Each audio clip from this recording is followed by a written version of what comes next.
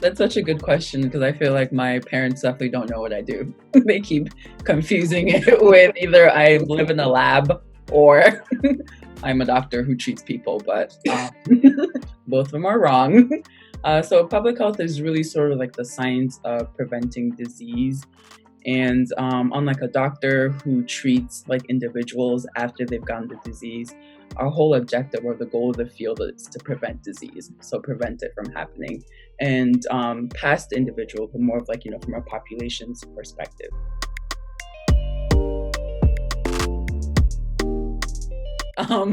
Funny enough, I actually did start off on the path of wanting to go into medicine, and then I took a class at Syracuse University in community health, and it was really interesting because the examples that the professor was using was from my community, and I really had a moment because I felt like this was an opportunity to impact more than one person at a time. I felt like I can have more impact in public health at the community level, or even like countries at a time. So to me, that's what really sort of drew me in, because I feel like I can make more impact on that level.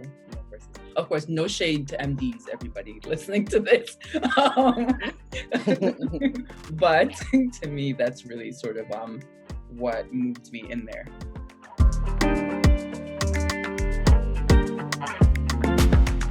Yes, the South Side, poor, low-income community. So a lot of what the professor was talking about, I already experienced it, like food deserts.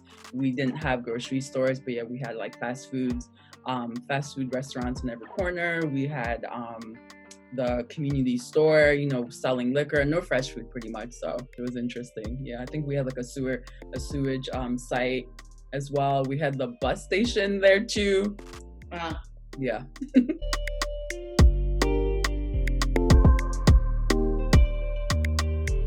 Yeah, so come to think of it, I think all the campaigns I've worked on, majority have been focused on communities of color, and it's been a good experience. It's been like good exposure for me personally, because I think it's very easy to think that because the audience that you are creating the campaign for look like you, so they also think like you.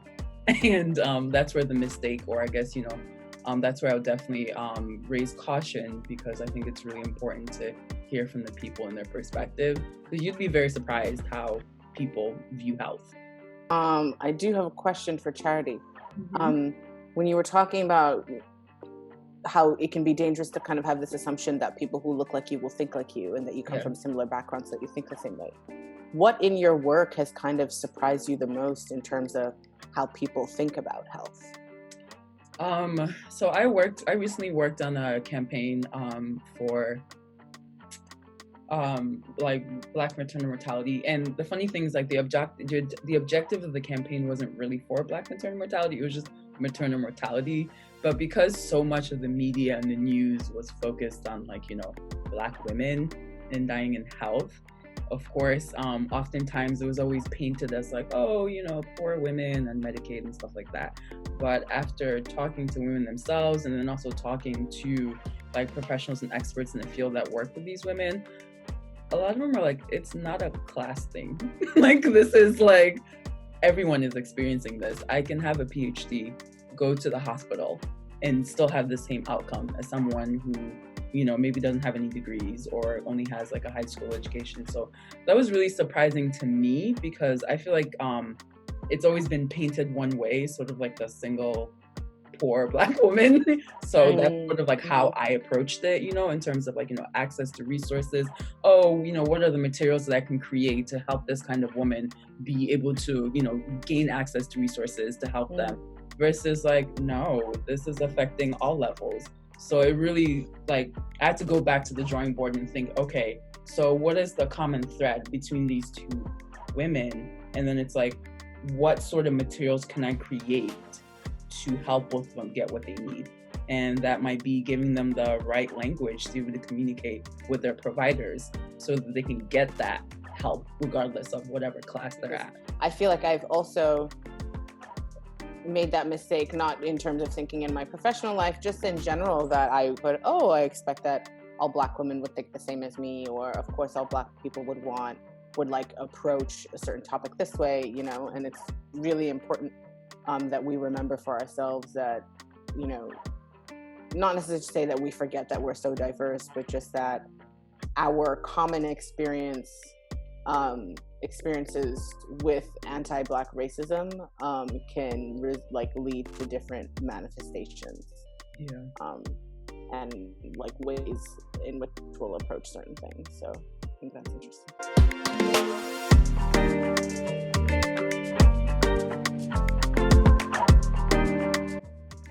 Design for me, working in architecture, is how do we kind of construct a built environment that doesn't try to construct a context that works for the building, but rather responds to the original context and tries to work with it and become a part of it. And by context, I mean like the existing environment itself, which I think is really important. Something that I think the mistake of human beings and where we are right now with climate change is that we forgot that we were a part of nature, and not that nature is just kind of like a resource for our disposal. And so I think we've forgotten how to find a rhythm and a balance with our existing world, because we've tried so hard to just try to change it to suit our needs, and that's just like not how an ecosystem works. For every action, there's a reaction, and I don't think we've thought about that enough in terms of building. And now we're really at a point where we're going to have to adapt to climate change, and not entirely sure if the world will ever look like it once did. But I think, that's the core of design. How does this kind of built environment tell the story of its context, and how does it take into consideration all of these things that really works to improve the experience and the experiences of the human beings who will be occupying and using that space.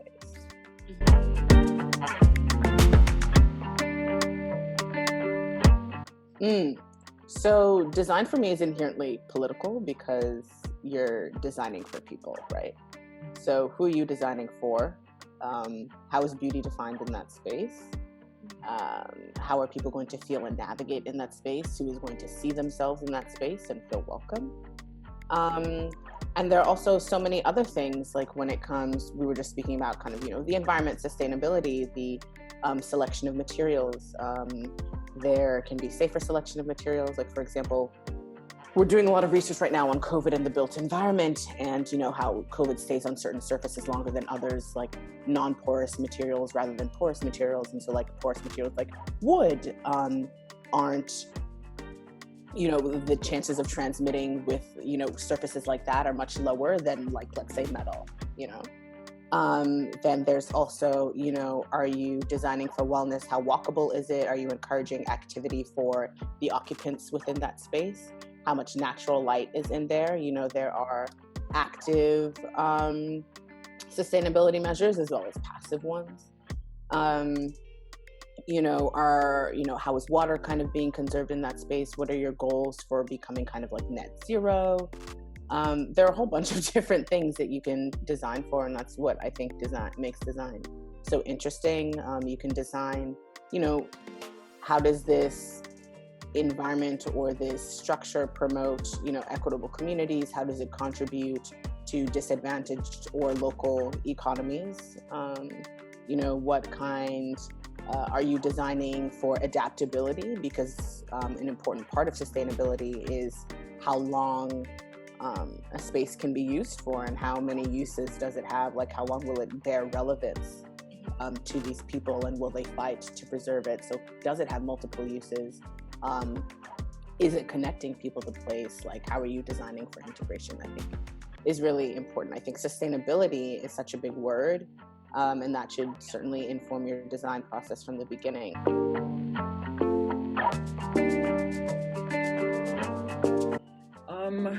I mean, Ngozi definitely brought up a really good point in terms of reflecting, you know, the community, like in terms of design and space.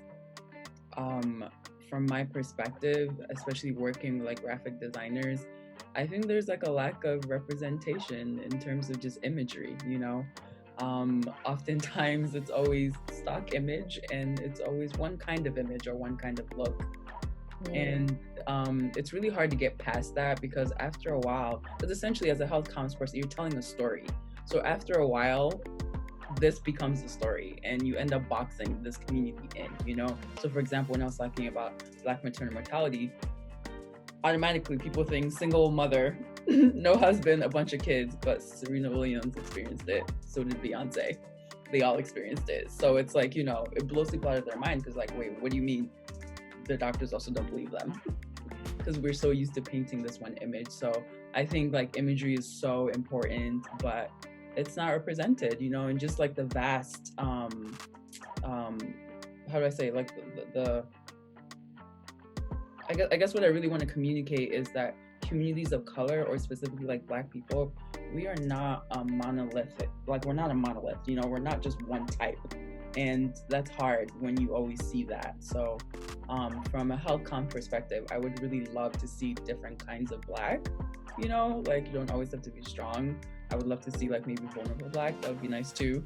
Or just like different shades of Black, that would be lovely. And then men. Yeah. More darker hues, because we're actually Black. Yes, hair, different textures, that would be lovely. Like, you know, and then also like messages framed from a positive perspective. Why does everything always got to be negative? We are positive people. We put the spice in everything. So it's so amazing. Literally. That when things are, you know, created for us to represent us, it's always, you know, has a very gloomy feel to it. So yeah, well, it's my little 2 cents. I love that you brought up imagery, because one of my kind of rules of thumb, one that like architecture isn't art, obviously, but art reminds us of our humanity, and we're therefore kinder to each other in the presence of art and beauty. Like, it has a real psychological effect. And for me, I always want art to be integrated into a space. I work for this creative healing space called The Body, A Home for Love as the experience designer. And for me, it's a creative healing space for Black survivors of sexual trauma, Black women. And so when I mean, we're all digital right now because COVID canceled outside. But when we were doing our in real life experiences, for me, what is so important is for you to come into the space and see yourself reflected in it. And so the first thing I want our community members to see when they walk into one of our spaces is Black women, right? The nonprofit started off as this photography project that the artist and founder was doing, and she called it The Body, a Home for Love, and she photographed Black survivors of sexual trauma. And so I always love to integrate that art into the space.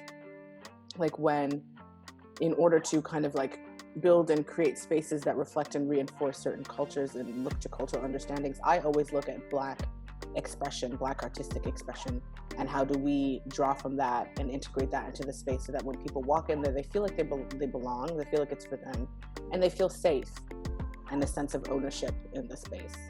I think we really underestimate kind of how spaces can make us feel, and I don't want to get too preachy about it because I don't think that design is here to save the world or anything, but I do think that it has a very important role to play in how we relate to each other and how we relate to ourselves.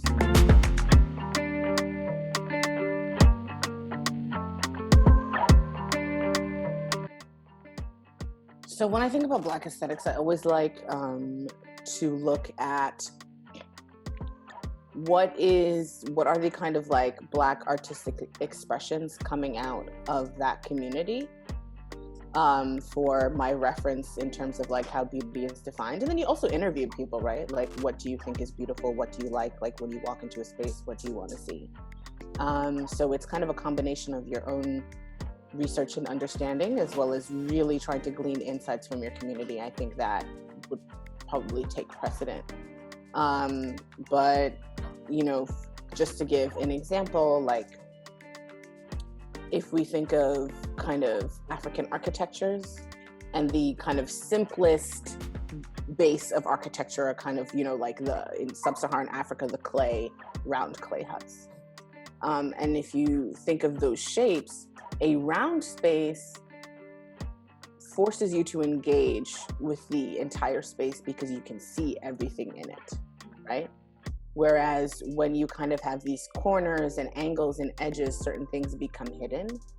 And so I feel like rounder spaces encourage community better that way, because you can see the entire space. And then also, if you kind of look at the materials, like clay, it's environmentally friendly. It keeps people cool. You know, we come from very hot place. So that also kind of brings me back to the point you made previously, when I mentioned kind of all these traditional knowledge that we have of the environment and what you came across in your thesis, that, you know, we already know the materials that work for us. Right? Like we literally already have that knowledge. It's kind of like not even a relearning, but a returning to how we understand the world. I think if you look at the architecture in Africa currently, it's terrible, I think. Yeah. I think it's terrible. It doesn't respond to the environment at all. There are no cultural markers. I could not tell you that if you took a picture of that and then took a picture of something in Europe that was kind of bland, I'd be like, this is the same place. It's like not, do you know what I mean? It does not respond to its environment at all. So I think that, you know, and that also affects, you know, our sense of belonging and how we relate to the environment. When the environment does not reflect our understandings of how we live or reflect ourselves, like how does that affect how we navigate it psychologically? I'm really interested in that as well.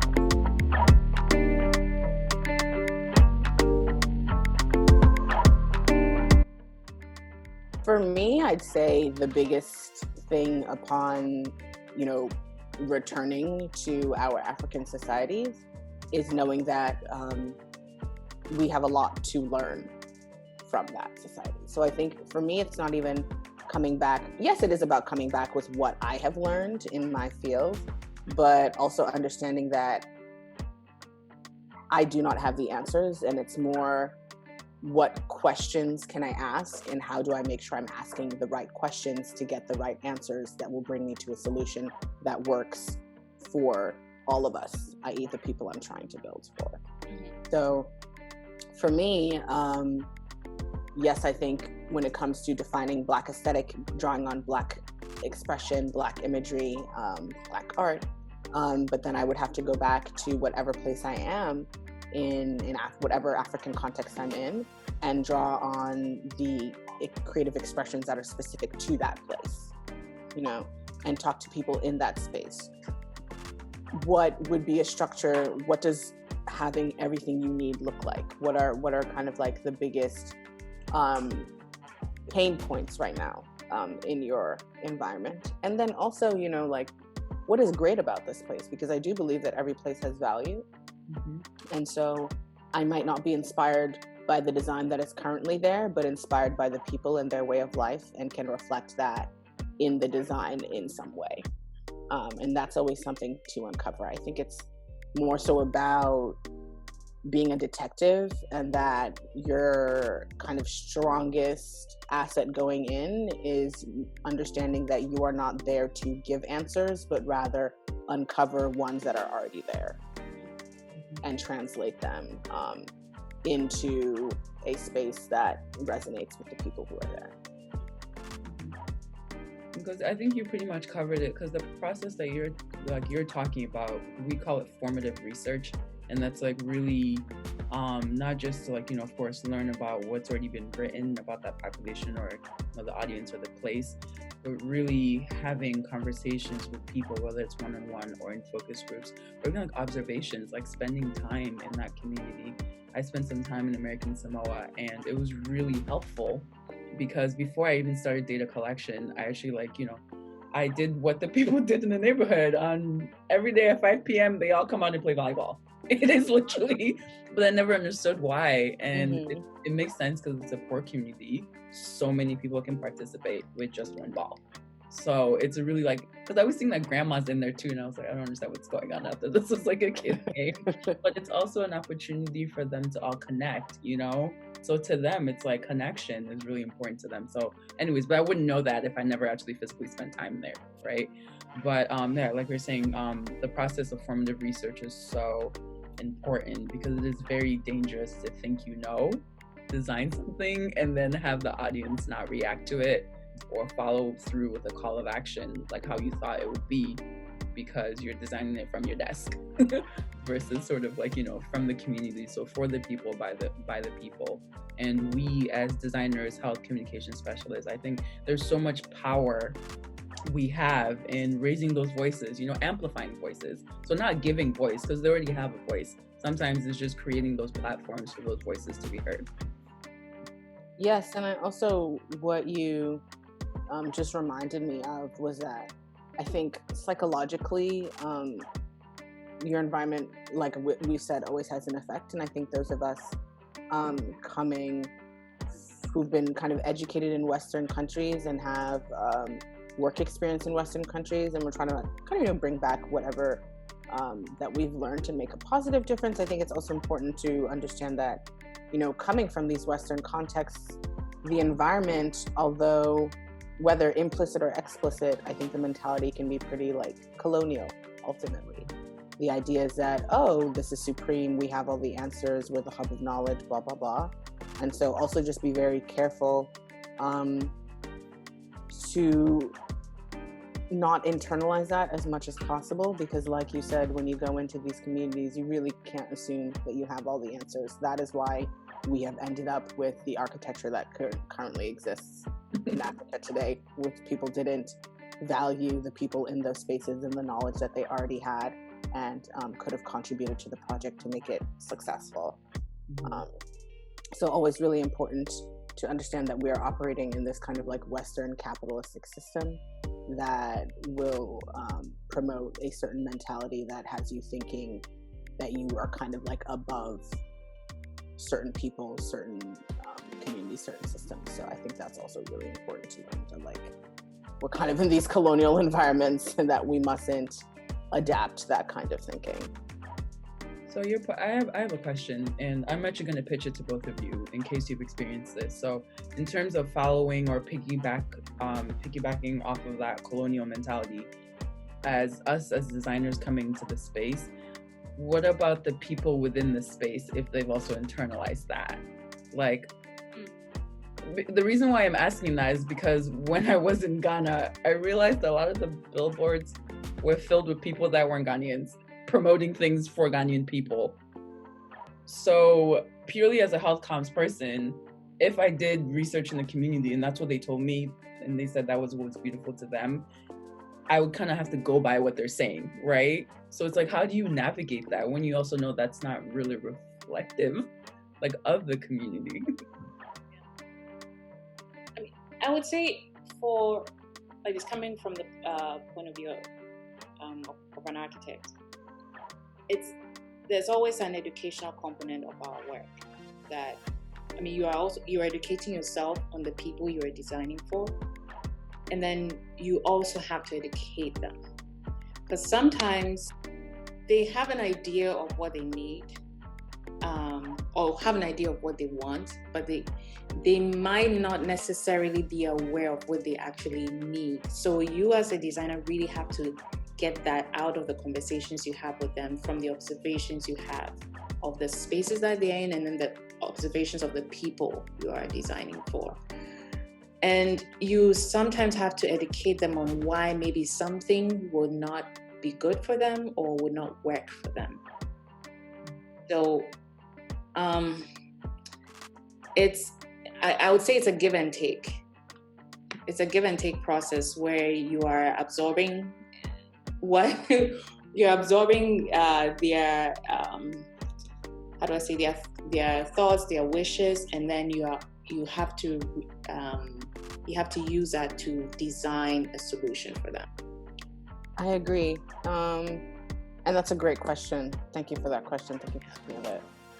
Because certainly we all have internalized anti-Blackness, just because of the history of colonialism, and it really made me think of how a couple years ago, like, Ghana banned skin bleaching products. I think Nigeria certainly has yet to do so, but it's, that how we've internalized these beauty ideals of, like, being lighter is better. And, how does that affect how we relate to ourselves and how we have defined beauty for ourselves? And that's really important. And so, Karantma, I completely agree that a part of it, you always have to come with an educational aspect, because, the client may want a certain thing and that may not be the best for them, but it's also being able to understand, why they feel that way, what makes your option better, and being able to communicate it to them in a way that they will kind of get on board and still feel ownership of the design, even as your suggestions may kind of alter what they thought they wanted. So there's certainly a lot of strategy in there, but yes, always something to learn and something to teach, and that should be a kind of collaborative process from both sides.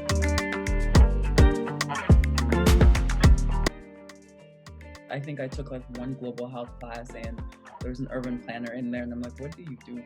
Like, it was so interesting because as she started talking, I was like, it sounds very similar to like our goal as well. Like in public health, like we're both trying to accomplish the same thing, which is make people healthy and happy in their environment. So, but no, usually in public health, when we are talking about built environment or studying built environment, it's already spaces that exist, So in terms of, collaboration or even partnership, I think like these conversations are important, but also like in our training, it's important to talk about including urban planners, architects, and designers as part of that interdisciplinary team. Because when we talk about public health, we always say we take an interdisciplinary approach, but we're talking about epidemiologists, like doctors and biostatisticians and, maybe economists, but I have never heard architecture in that mix. And I like that. I think sort of taking that broader perspective of not just how do I make these people healthy, but it's like looking at that social, contextual, cultural context of how these people live. It's not just, one box of health. It's okay, this person, how do they interact with their environment? How does this environment interact with the community, the country as a whole?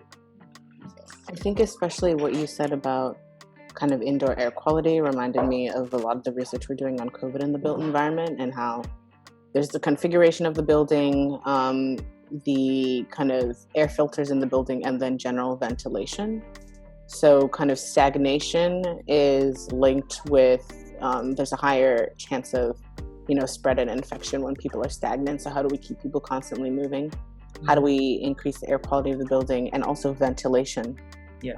Because the air particles won't, kind of just like stand and hang in the air. for transmission. And then I also think that what we just talked about with Charity having working in public health and never interfacing with architects who build the spaces we spend 90% of our time in kind of reminds me of this discrepancy that I learned of a little bit back when I was interning at that foreign policy think tank in DC, the Center for Strategic and International Studies, that there are the policymakers and then there are the academics who have all the research and the knowledge. So the people who have all the knowledge and the research aren't making the policy, and the people who are making the policy aren't interfacing with the people who have all that knowledge. And I feel like it's a similar disconnect that we're seeing with public health and architecture, that, we're kind of trying to build for health without being that well versed in health. And so then, you all on the public health side are trying to fix problems that can result from the built environment. And if we just worked together from the beginning, then maybe it wouldn't be this cat and mouse game or playing catch up where we're creating our problems with one hand and trying to fix them with another. Mm-hmm. That is such a valid point, because it goes back to just like health in general, and how health is not like the absence of disease, like everything is so interconnected. It's more than being physically healthy. It's financials, it's like, social, like even like socializing, existing in spaces where you can socialize with people. And like Pransma, you said, we spend 90% of our time inside. We don't realize that because we're socializing with people. Come COVID, now you're inside and now we can't handle it. So it sounds so crazy to me that I was like, wait, you mean I was already doing this before COVID? I didn't even realize it. So you're right. I think it should probably start with how we think about health in general.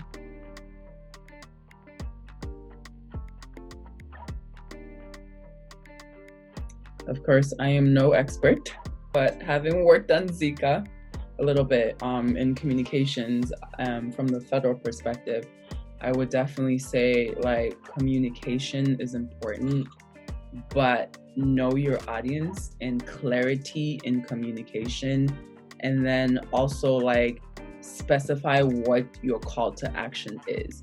So after I have exposed you to whatever material this is, what do I want you to do with that? And just anywhere from media, social media, newspaper, whatever it is, there's so much confusion, there's so much like ambiguity, which of course we as scientists, I'm training to be a behavioral scientist. I'm okay with that. That is our field. You are okay with not knowing the alls. The general public or the lay audience is not okay with that. So also timing in communication, I think it's so important, because there's only so much we know about COVID, right? And it was constantly changing all the time. So I think also like, strategizing when to say something and how to say it was so important, because I feel like we're the ones that kind of created the whole hoax thing, because it's like, it's changed so much. This is a disease that, people can't see unless someone that has been directly affected by it, who has died. After a while, we also don't know when it's going to end. Today it hangs in the air for 30 minutes. Tomorrow it's hanging in there for 6 hours. Today you have to wear a mask. Tomorrow you can go to the restaurant, wear a mask inside, take off your mask, eat your food. So what are you doing when you're eating? It's going inside. Okay, how are you not dying? So it's like, from a communications perspective to the general audience, after a while, you're like, you know what? Maybe this is we're just making this up. Because it sounds like people don't know what you're doing. Exactly.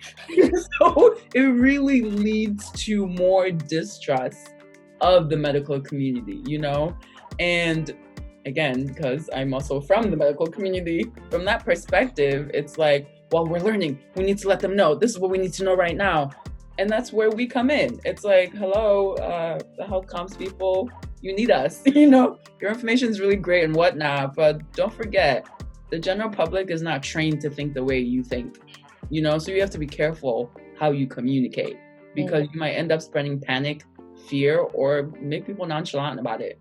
And that's like, sort of what we have right now So I think there's so much misinformation out there and just like rapid change in information, and it wasn't streamlined. Then now people are just, willing to believe anything and everything because they don't believe what the officials are saying anymore.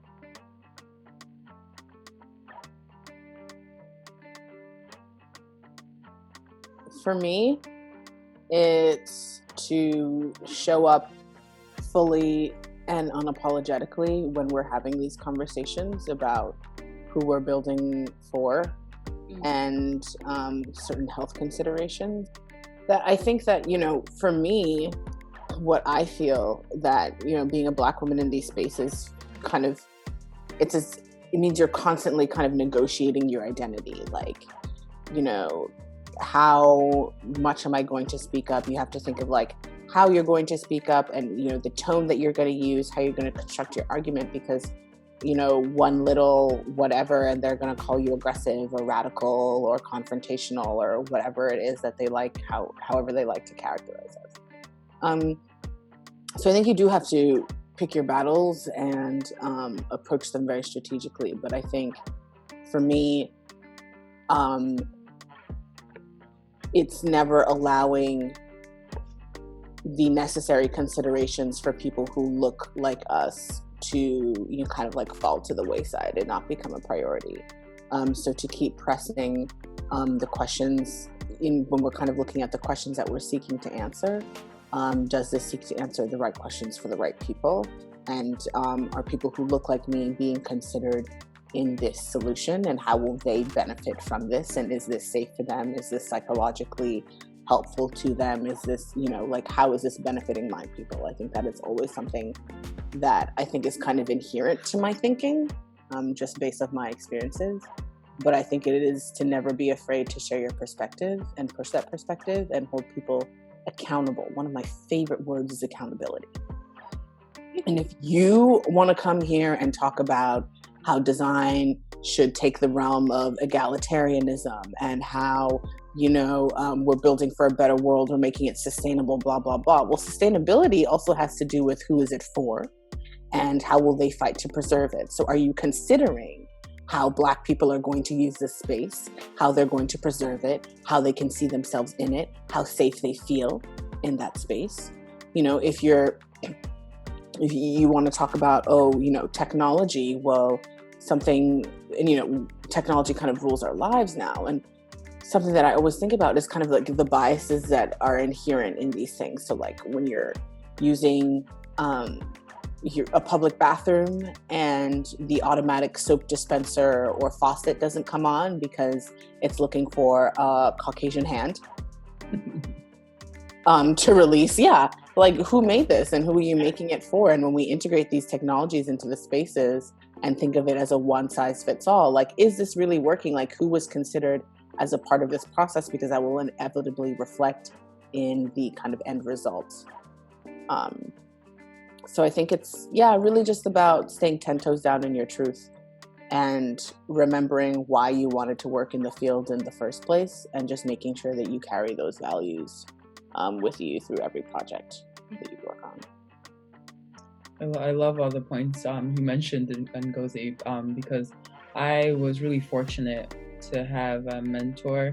Funny enough, he was actually Canadian and white man Canadian, but I learned a lot from him in terms of like picking and choosing your battles, but more importantly, communicating in language or terms that your client can comprehend and digest, So of course, like, what you really want to say, but sometimes how you say it might be automatically blocked off, versus like, he was just like, use the data as your backing, sometimes removing yourself from it. So not just like, I think, meaning like, from the data or from literature, Black people tend to react negatively to this, or it's important to consider them because the population that you said you're interested in includes these people. So, going back to accountability, and therefore in that way also absolving yourself of any like, retaliation, because that's real. That is a reality, especially when you're the only one of your kind. It's really hard but sometimes you need to be in that space to create opportunities for your own people. So I think navigating that in a strategic manner is really, really important to also get your point across. And in my experience, people respond to that very well. It's really sad. It really is that you have to go that route. But sometimes when you make it a technical thing, they tend to respond very well, you know? So for example, like, you know, again, going back to American Samoa, like, okay, you're using images of Latinas. I get what you're saying, but the people don't look like that. Like, so I don't know how you're trying to communicate that. They're not Samoan. Do you know what I'm saying? It's like, what? I could have That's insane. That's insane. People can think like that. They could be like, well, this is racially ambiguous. Do you know what I'm saying? Like, they can kind of go for anything. So let me just stock images. Do you know what I'm saying? Versus like, hey, why don't we just go with a local photography company down there where they could just take image of pictures of the people. How about that? You know? And you can back it up. Like, you know, from being there for 1 week, I can tell you for a fact, they don't look like that. So anyways, that's just my 2 cents of like, you know, how to go about it. But yes, it's hard, especially, you know, trying to stay centered to yourself, especially when you're the only person of color. It's nice when you have sort of community, you know, because then you guys can band together and bring that point across. And it's also hard not to sort of be labeled as, like you said, aggressive or angry or always trying to push the Black agenda. But you have to advocate for yourself because you are at the table for a reason, you know, and your perspective matters. And I think that also, like, I really love how you said the Black agenda, because people will try to make you feel ashamed of that, but the Black agenda is one of civil rights. Yes.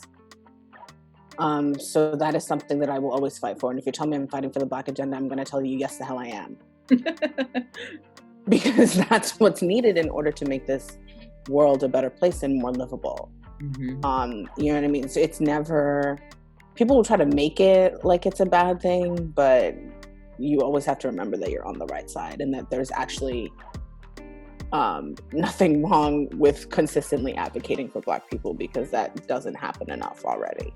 Yeah. And the only reason that they're uncomfortable is because they've never had to kind of hear about it or deal with it. But I think that for me is a sign that you need to push even harder.